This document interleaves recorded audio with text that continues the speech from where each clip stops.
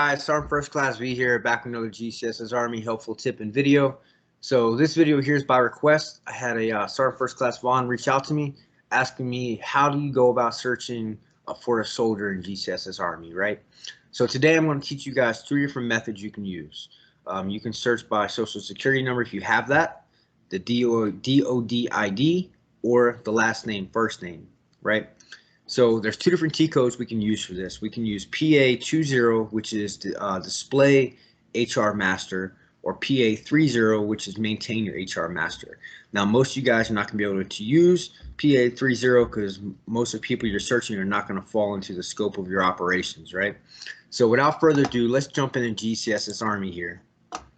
By the way, if you're new to the channel, make sure you check out the previous videos that have already been posted and hit that like and subscribe button.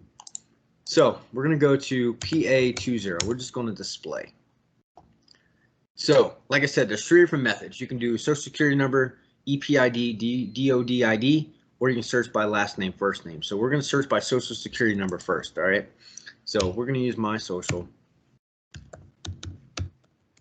You're going to type in equals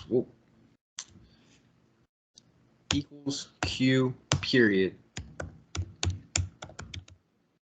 And the social, you'll hit enter, right? So it's going to pop up my information. That's how you search for an individual with a social security number. Now, if you are trying to find the DODs for your organization, I suggest getting your S1 or your order room.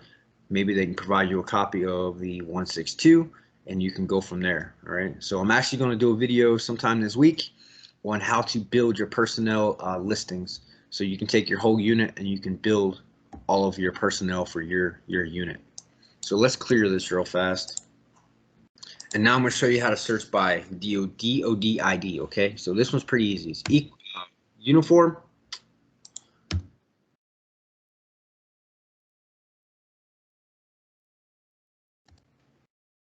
It's equal uniform dot, and then you're going to type in the actual DOD ID number. Okay, you'll hit enter. So what that does is it pulls the whole database in G-Army and looks for that DOD number. It's doing a query, all right? So as you see, my information popped up once again, right? So if let's say you don't have the social or DOD ID, right? So what you can do is you can go over this box here.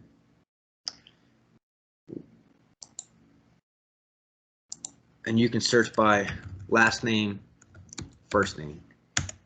Now, this method, I really don't want to say it doesn't work, it works, but if you have a common name like Perez or Johnson, something like that, you're going to have multiple people pop up if they have the first name and last name, so you're going to have to know their date of birth. All right, so you'll hit enter, boom, and there you go. That's how you pull last name, first name.